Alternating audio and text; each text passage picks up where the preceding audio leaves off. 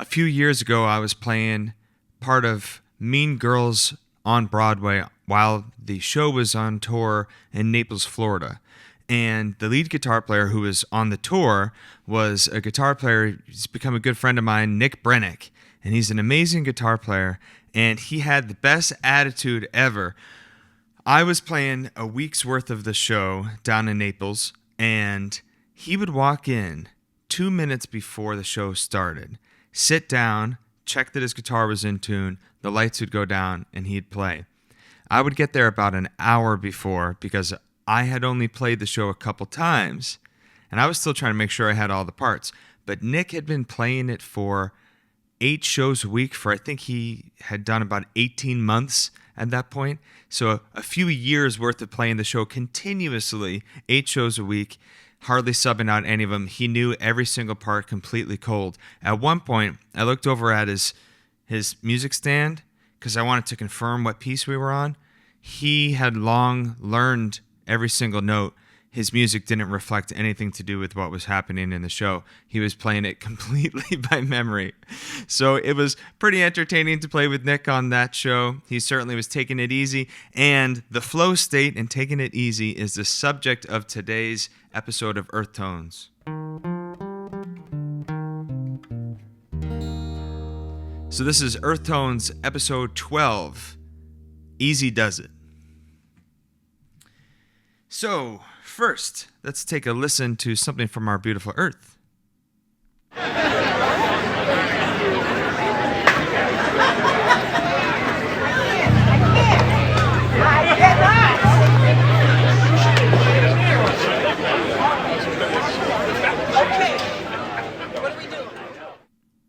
That is the sound of setting up during Illumination Weekend this summer. That, I believe, was August 9th in Rockport, Massachusetts. And we were running sound. Will and I were setting up, and it was between acts. And you can just hear that summer crowd energy, and you can hear the bass start to get tuned up. That is the Earth sound of this week.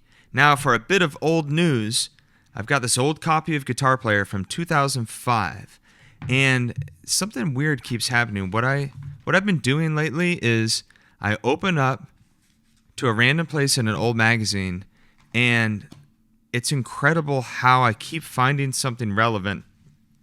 This isn't what I was going to talk about this week, but I've been working on a lot of diminished scale type of things. I'm a part of the Robben Ford Guitar Dojo, and Robben uses all of these amazing diminished lines. I've been practicing diminished scales for like a year now, really trying to just absorb the sound and actually make use of it in a musical way.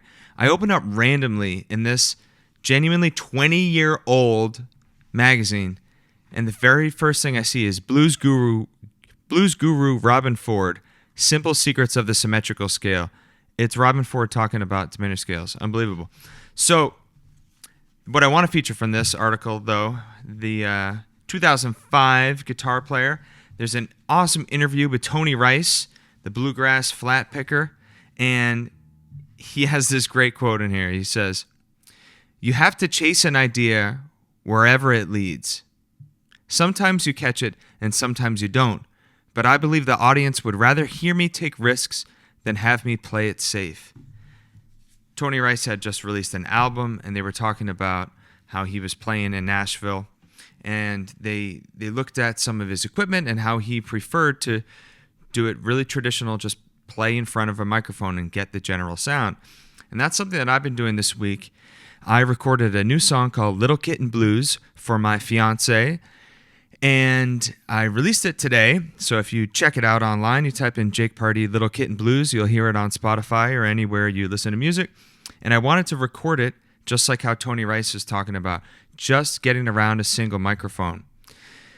The beauty of it is that you can really just get the sound of the actual experience, and you can control the sound by exactly where your guitar is situated. And he talks about that in the article here. I love what he says about taking risks, because it's something that we need to be able to do to keep the music alive. And he certainly is, one of the great flat pickers of all time. So I think we all need to do what we can to let the music be natural and to lean into playing the way that you really play. So on that subject, this week, with taking it easy, this is what I've written. Is making music hard?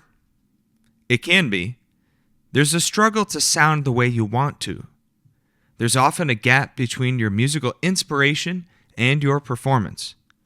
And we know the best music is made with a natural flow.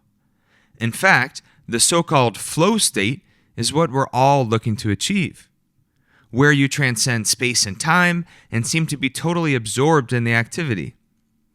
How can we play with flow while we are still improving?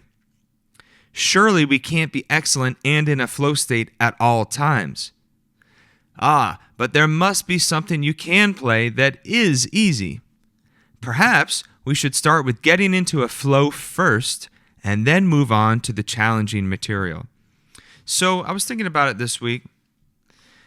How can we play naturally, authentically, put up a microphone and just sound the way that you sound, even though we feel like we still need to improve? How do we kind of square those things? And I think the way that we might be able to get into it is by thinking about what is already something that we can play with flow. What's something that we already have mastery over? That might be something that's as simple as just playing a single string. Say you've got no experience at all. Well, you can definitely pluck a single string, or you could hum a note. Whatever we do, we want to have with a certain degree of being absorbed in that activity. And so I was thinking, well, yeah, it's great to see Chris Thile or someone play like Bach mandolin and think, wow, they're really in a flow state, or Steve Vai or Eric Johnson or one of these virtuosos. Yeah, they're in a flow state and they're playing extremely challenging, amazing music. But perhaps the solution isn't let's practice until we get to the point where we can play those things and then we'll be in a flow state. Perhaps we should think about it like, let's work on getting into a flow state and then we'll work on getting better at playing music. So perhaps there's something that you can play. Maybe it's strumming a single chord. And you can just take a couple minutes to get into doing that. Because I think we really, once we're absorbed, we're much more productive anyways, and we tune things out. I know for me personally, a lot of my problems that come from like timing, they come from anxiety. If I have issues to do with like keeping tempo, I can hear that there's a part of me that's distracted or thinking about something else, and that comes through the music. So maybe what we should do first is get grounded in something that is easy for you. Take a minute or two to become absorbed by that, even if it feels like completely easy, too easy, and then move on to something that you're challenged by. This week I was also reading the Tao Te Ching, a bunch of different translations, and a book by Alan Watts about Taoism called The Watercourse Way. So I'm definitely interested in this. Easy does it. How can we play things that are easy so that we can ultimately progress to the things that are more challenging, but with the right flow and the right vibes? So for the musical demonstration this week, imagine you've got that G chord. That might be all you know. How many times would it take strumming it for you to feel like you can really hear the individual strings?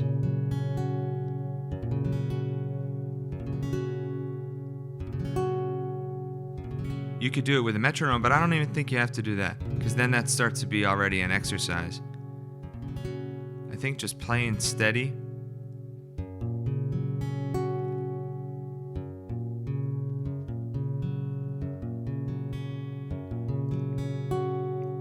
You start to notice the pitch, that D note.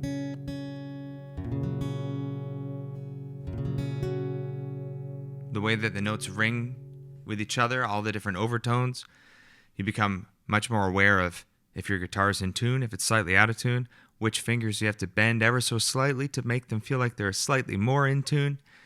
But a G chord is probably not something I would wake up in the morning and say I need to work on. I learned that chord 30 years ago. So that might not be what's on my list of something to practice, but it might be something that helps me practice if I'm willing to prioritize first getting into a flow state.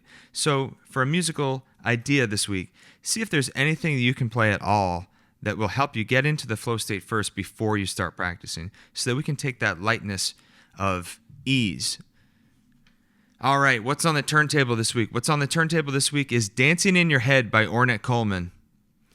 This record is really interesting.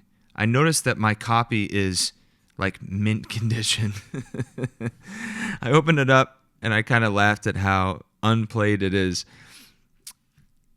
It's actually really cool, but the main theme at the very beginning, it repeats so many times. It's pretty annoying. Not going to lie. 1977, Dancing in Your Head by Ornette Coleman.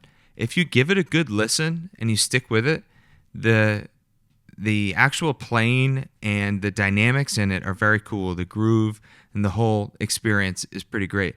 But that main theme, right off the bat, I think it's played about 4,298 times, and it can wear on you. So what I did was I stuck my hand in the stack of LPs and I grabbed it, and there was a part of me that was like, oh no, I'm not sure.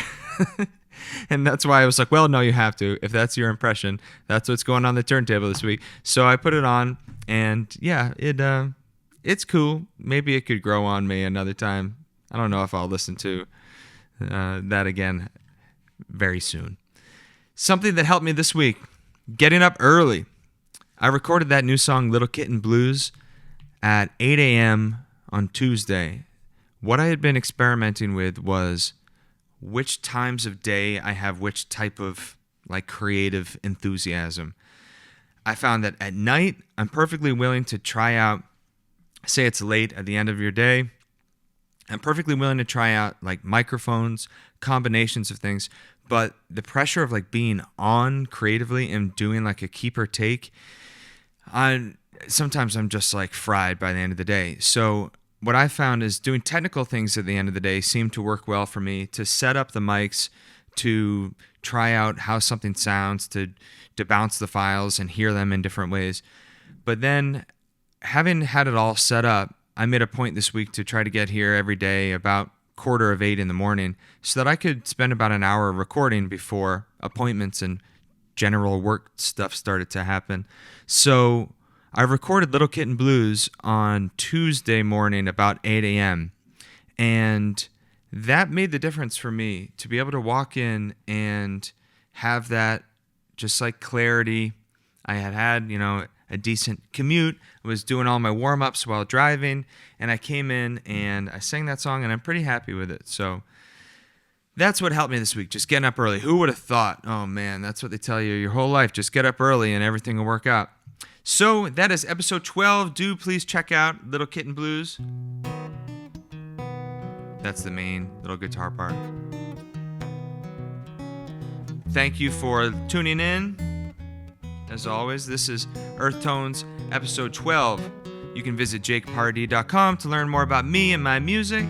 If you go on Spotify or any of those streaming services, you type in Jake Pardee, give a listen to the new song Little Kitten Blues. Next time you hear from me, I will be a married man. Scarlett and I are getting married next week.